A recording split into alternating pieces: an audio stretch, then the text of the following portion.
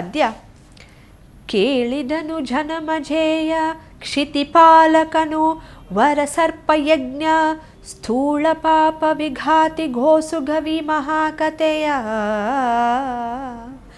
ಕೇಳಿದನು ತಾನಲ್ಲಿ ಮುನಿಜನ ಮೌಳಿ ಮಂಡಿತ ಚರಕಮಲ ವಿಶಾಲ ವೇದವ್ಯಾಸ ಕೃತ ಭಾರತ ಕಥಾಮೃತವಾ. ಇದರ ಅರ್ಥ, ಜನಮೇಜಯ ಮಹಾರಾಜನು ಅತಿಶಯವಾದ ಸರ್ಪಯಾಗ ಮಾಡಿದ್ದರಿಂದ ಉಂಟಾದ ದೊಡ್ಡ ಪಾಪ ಪರಿಹಾರಕ್ಕಾಗಿ ಈ ಮಹಾಕಥೆಯನ್ನು ಕೇಳಿದನು. ಋಷಿಗಳು ನಮಸ್ಕರಿಸುವ ಪಾದ ಕಮಲಗಳನ್ನು ಹೊಂದಿರುವ ವೇದವ್ಯಾಸರು ರಚಿಸಿದ ವಿಸ್ತಾರವಾದ ಈ ಮಹಾಭಾರತ ಕಥಾಮೃತವನ್ನು ತಾನು ಅಲ್ಲಿ ಕೇಳುವುದಾಗಿ ಸೂತ ಪುರಾಣಿಕರು ಹೇಳಿದರು. ಮುಂದಿನ ಪದ್ಯ. ಹಾ ಮಹಾದೇವಯೈ ದಂತ್ಯೈ ರೋಮಹರ್ಷಿಣಿ ನಾವು ಮಾಡಿದ ಸೋಪನಾದಿಗಳ ಪುಣ್ಯಸ್ತೋಮ ತರುಗಳಿಗೆ ಈ ಮಹಾಭಾರತ ಕಥಾಮೃತ ರಮಣೀಯಕ ಫಲಾವಲ ನಿಸ್ಸೀಮ ಪುಣ್ಯರು ಧನ್ಯರಾವೆಂಬುದು ಮುನಿಸ್ತೋಮ.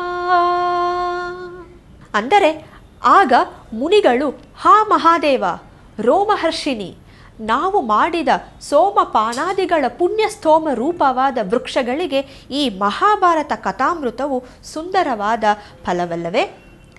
ಅತಿಶಯದ ಪುಣ್ಯಶಾಲಿಗಳಾದ ನಾವು ಕೃತಾರ್ಥರು ಎಂದು ಕುಮಾರವ್ಯಾಸರು ತುಂಬ ಅದ್ಭುತವಾಗಿ ವಿವರಣೆಯನ್ನು ನೀಡಿದ್ದಾರೆ. ಮುಂದಿನ ಪದ್ಯ.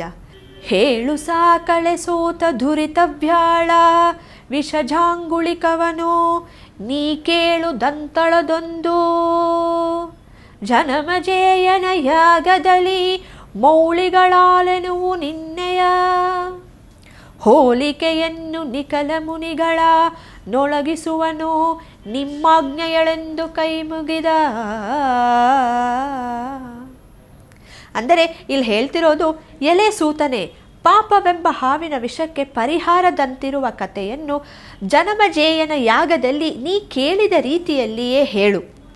ನೀನು ಹೇಳಿದ್ದನ್ನು ಗಮನವಿಟ್ಟು ಕೇಳು ಎಂದು ಮುನಿಗಳೆಲ್ಲರೂ ಕೋರಿಕೊಂಡಾಗ ನಿಮ್ಮ ಅಪ್ಪಣೆಯಂತೆ ಹೇಳುತ್ತೇನೆ ಎಂದು ಸೂತ ಪುರಾಣಿಕರು ಕೈ ಮುಗಿದರು.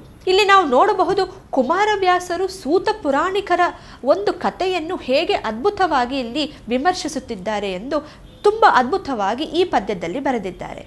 ಮುಂದಿನ ಪದ್ಯ. ಸರ್ಪಯಜ್ಞದಳಾದ ಧುರಿತದ ದರ್ಪವನು ಕಡಬೀಳದೊಳೆಯಳು ತರ್ಪಣಾದಿ ಕ್ರಿಯೆಗಳಲ್ಲಿ ಸಾಮರ್ಥ್ಯವಿಲ್ಲವೆಂದು ದರ್ಪಿಕಾಹಿತ ಮೂರ್ತಿ ಮುನಿಮುಖ. ದರ್ಪಣನು ಶಿಷ್ಯನನು ಕರೆದು ಸಮರ್ಪಿಸುವನಂಗೆ ವೇದವ್ಯಾಸ ಮುನಿರಾಯ. ಇಲ್ಲಿ ನಾವು ನೋಡ್ಬೋದು, ಸರ್ಪಯಜ್ಞದಲ್ಲಾದ ಪಾಪದ ತೀವ್ರತೆಯನ್ನು ಪೂರ್ತಿಯಾಗಿ ಪರಿಹರಿಸಲು ತರ್ಪಣದ ಮೊದಲಾದ ಕ್ರಿಯೆಗಳಿಗೆ ಸಾಮರ್ಥ್ಯವಿಲ್ಲವೆಂದು ಹೇಳಿ ಎಲ್ಲ ಋಷಿಗಳ ಉದ್ದೇಶ ಮನೋಭಾವನೆಗಳನ್ನು ಬಿಂಬಿಸುವಂತಹ ಕಾಮನ ವೈರಿ ಪರಮಶಿವನ ಮೂರ್ತಿ ಸ್ವರೂಪನಾದ ವೇದವ್ಯಾಸನು ಈ ಶಿಷ್ಯ ವೈಶಂಪಾಯನನ್ನು ಜನಮಜೇಯನಿಗೆ ಒಪ್ಪಿಸಿದರು. ಅಂದರೆ ಇಲ್ಲಿ ಇಂತಹ ಒಂದು ಕಾವ್ಯವನ್ನು ಕುಮಾರವ್ಯಾಸರು ಜನಮಜೇಯ ಆ ಕಥೆಯನ್ನು ತುಂಬ ಸುಂದರವಾಗಿ ವಿವರಣೆಯನ್ನು ಕೊಟ್ಟಿದ್ದಾರೆ. ಮುಂದಿನ ಪದ್ಯ. ರಾಯ ಕೇಳೈ ನಿಮ್ಮ ಪಾಂಡವ ರಾಯ ಚರಿತವನೆಂದು ವೈಶಂಪಾಯನಿಗೆ ಬೆಸೆದೆನು ಕೊಟ್ಟನು ಬಳಿಕ ಪುಸ್ತಕವವ.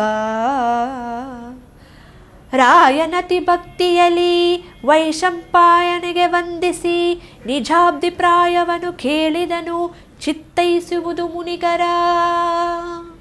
ಇದರ ಅರ್ಥ, ರಾಜ ಕೇಳು ನಿಮ್ಮ ಪಾಂಡವ ಚರಿತವನ್ನು ಎಂದು ಜನಮಜೇಯಗೆ ಹೇಳಿದ ವ್ಯಾಸ ಮುನಿಯ ವೈಶಂಪಾಯನನಿಗೆ ಅಪ್ಪಣೆ ಮಾಡಿ ಪುಸ್ತಕವನ್ನು ಕೊಟ್ಟನು.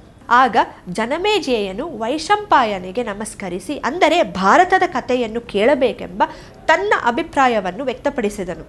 ತಾವೆಲ್ಲ ಅದನ್ನು ಕೇಳಬೇಕೆಂದು ಸೂತನು ಶೌನಕಾದಿ ಮುನಿಗಳಿಗೆ ಹೇಳಿದನು.